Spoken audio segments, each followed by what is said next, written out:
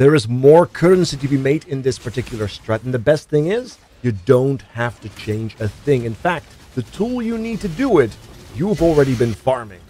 So before we dive into it, first things first, welcome back my gigantified guys and girls. The name is Wolf, and we'll talk about this addition to the strategy because it does bear a warning. People have been getting scammed because they were trying to be cheeky with it. So be warned. As you can see right here, we have a ritual. I started it. There's a bunch of giants. That's still the very thing we're looking for. However, as we have finished the ritual, we now take an empty ritual vessel, which you should have already been farming because of the splinters, and we fill it up. This is a copy. This is not an extraction. It is a pure copy. So you haven't lost anything. You've only gained a blood vessel with giant exiles in it.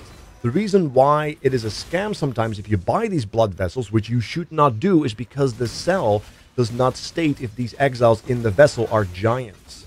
And we are exclusively looking for giant exiles. So do not buy the blood vessels. You can buy empty vessels to use, but do not buy blood vessels because you will not get those giant exiles unless you're really lucky, and that's just silly. Once you have filled them, and you can only fill them, by the way, in the ritual that those giant exiles originally spawned for the first time, so you have to immediately use it on the rituals where they have spawned. Otherwise, they are not able to be used again. You actually get a bunch of blood vessels. This is going to fundamentally shift the next map you're going to be doing once you get 3 blood vessels with giant exiles into them. We're looking for 2 giant exiles per vessel, but if you have an abundance of vessels, you can also use it on 1 and then just generate a smaller amount. But if you want big loot explosions, you want to make sure you have at least 2, because then the following can occur. Let's talk map device. Choose your map of choice, City Square or Glacier. Those are the 2 maps I would strongly recommend for this strat.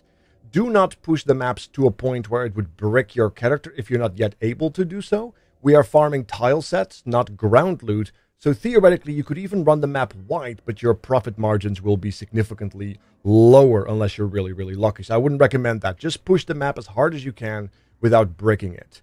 Now normally we would be using treasure, 1 anarchy, double giants, obviously, and of course our map of choice, and that would be done with the anarchy. This is the base setup. This is what you will run most of the time.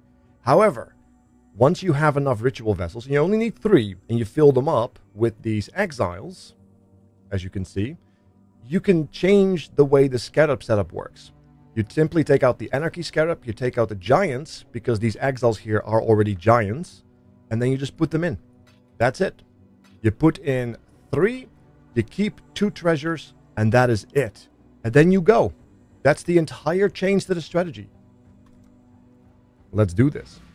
Now, just a reminder, this is an optional step, right? You don't have to do this. We were making plenty of profit prior to incorporating this part of the strategy. You can simply sell the ritual vessels as well if they make a pretty chaos, and then you are good to go too. You can just keep going. However, if you are willing, there is a reward to be had. Now, there is a benefit to doing this part of the strat as well with these blood vessels, assuming you have found enough blood vessels yourself with 2 or more giant exiles for good explosions, is that you don't have to care about the pattern of rituals. You can just do whichever one you want to do.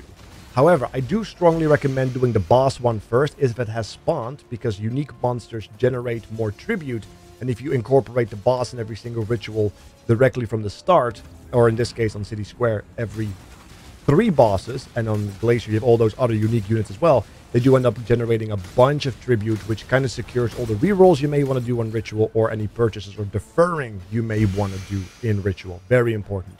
Some people forget that, and I have seen people lose out on mirror shards because they didn't have enough points left. So, better safe than sorry, right? But other than that, yeah, it's free. It's up to you. It's entirely free. Although, be warned, giant exiles are rippy. As you can see, I nearly died 3 times in a row here, I believe. But there is a reward to be had, and it does end up giving you like wonderful loot explosions, because I am on the strictest map filter I have access to, and I still sometimes find myself with a filled screen, not to speak about rolling Ritual as well. Since we have discussed the Atlas tree in great length, I'm going to allow you to pause the video if you want to take it all in. We do have max points, in case that is relevant to you. But yes, I want to actually talk about the things I might want to change. Because after all, this strat is farming Exiles, farming the Exile tile set through the Scarab. So quantity and quantity buffing mechanics don't really have a lot of value for us. It is still nice to have a little bit more ground loot, but perhaps we can optimize the loot that we get for better value. For example, we do have this exiled will node, right? Tormented spirits are guaranteed on rogue exiles. So do we really need something like a seance, since our exiles are already tormented? It is nice for additional ground loot, but is it worth 4 points to buff the weakest part of our strat? I don't know. Speaking of quantity, is the quantity worth it in this strat? I am not certain. Furthermore, the paranormal meeting, not entirely convinced about as well, even less so than the seance. We do want to keep the unrelenting torment because the less common varieties are could be ending up juicy, and we do have a guarantee exile torment. Of course, it can also completely get out of control if we have ruckus proc, so we don't want to get rid of unrelenting torment.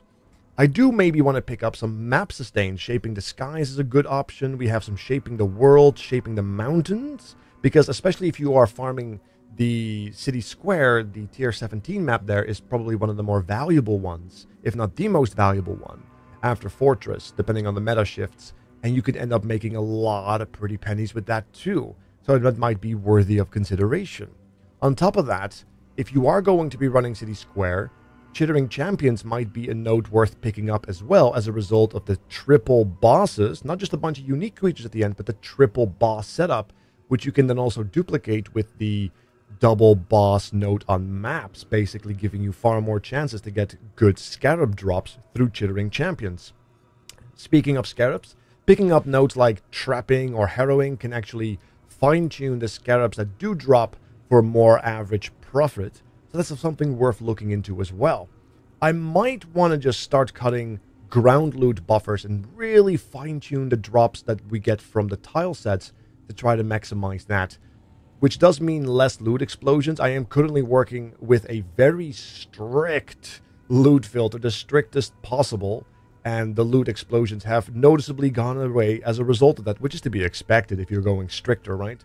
So I do want to get some more value back, because the things that do drop have to be valuable, right? That's what I want. That's the best idea, so I can just turn my mind off, click, and become richer as I do. That's the plan. I'm kind of brainstorming. Let me know what you guys think. Should I cut quantity and then try to get better specific scarabs and map sustain? I do believe there is merit to it, because maps are very difficult to sustain by yourself, so lightening that load might in and of itself increase profit margins by not having to buy maps yourself from others, right? So food for thought. Having that said, though, thank you so much for supporting the content. Check out the stream. I'm live every day, or at least I try to be, and hit that like button if you haven't already. I'll see you guys next time. Take care. I'm out.